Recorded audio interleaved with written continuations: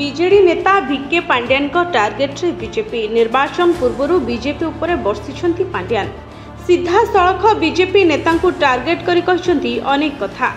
से कहछंती इस्ताहार को नवीन विश्वास करंतिनी, विकास को विश्वास करती।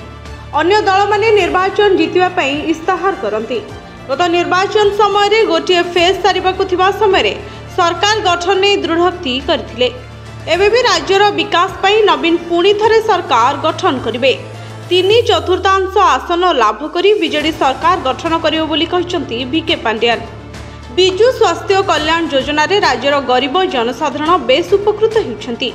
बिजु स्वास्थ्य कल्याण राज्य रे 95 लाख लोकंकु सेवा जोगाइछि।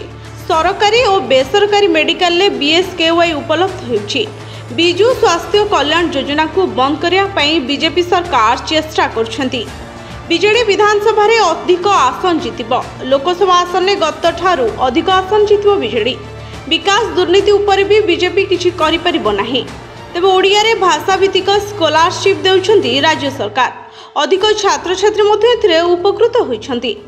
संस्कृति तमिल भाषा पई केंद्र सरकार बहुत करछंती, किंतु ओडिसा पई कोन करछंती? ओडिया पुओ केंद्र शिक्षा मंत्री अछंती। ओडिया भाषार विकास पई कोन करछंती? गैस तेल डाली दरदाम पई कोन करछंती? 2 कोटी नियुक्ति देबी बोली कहिथिले। कुआडे गला से सब प्रतिश्रुति। निर्वाचन समय रे ओडिया अस्मिता कथा मने पड़े। हेले 10 वर्ष हैला ओडिया कथा मने पडु नथला कि? ओडिसे नृत्य कला पई कोन करछंती? ओडिसार बरपुत्र मानक किभली सम्मान दैछंती?